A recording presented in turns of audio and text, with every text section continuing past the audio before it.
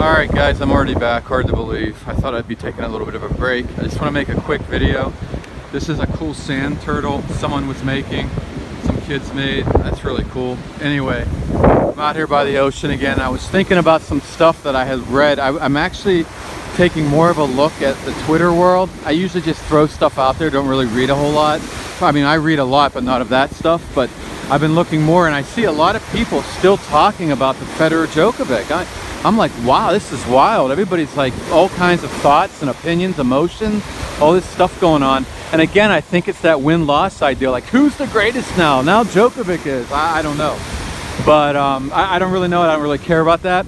But the one thing interesting I saw was Roger, some guy, the Prophet, some tennis prophet dude, on YouTube said that, and it was interesting. He's kind of loud, but I listened to it, and then I was like, wow, maybe he's got some points about Roger being arrogant.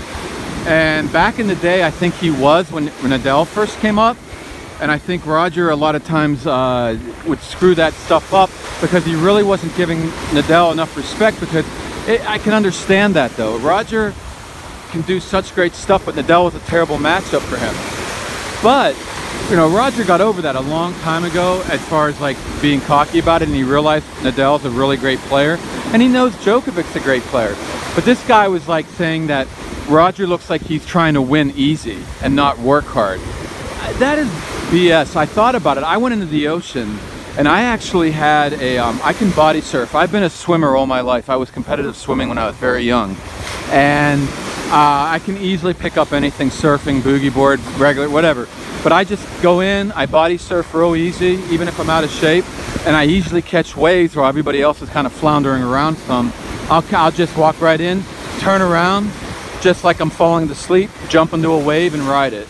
And it probably, and I stood up and I thought to myself, is that cocky? Am I seem arrogant when I do that? Like, I can just do whatever out here. But I'm gonna tell you what, I don't know what it looks like, but I don't feel cocky. I feel like I just love the water, and it's easy for me, and it's great. And I really think that's all that's happening with Roger. I mean, in the old days, it was different, because he was killing everybody at one point when in the beginning, and then Nadal came up. That's different. But I really do think that now, I don't think there's arrogance going on. I think he just loves his tennis. It's really easy for him. Most players, he's going to look cocky against.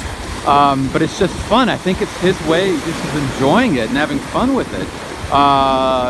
You see the great athletes always look a little cocky because they enjoy it. And Roger's just got a really easy way about him. And it's a lot of it's timing and just relaxation. He has incredible relaxation.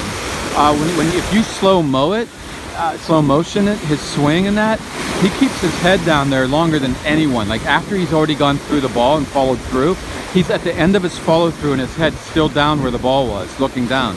He's just very relaxed. The one guy he doesn't look relaxed against is Rafa Nadal, because Rafa Nadal's heavy spins really unnerve him, and he can't just play his normal way. He had to learn how to play a completely different way and really fight hard and really stay consistent and just make some spins and get the ball in. Now, believe it or not, against Novak, it's easier for him. The toughest matchup for Roger, and it's not even close, is Rafa Nadal. It's not even close. Why does Novak win? Because Novak's a great player. That's why Novak wins. I mean, he's a great player, he's a great fighter, he can pull out, but he's not the matchup problem. Nadal's the matchup problem. So Roger looks miserable against Nadal. He always will.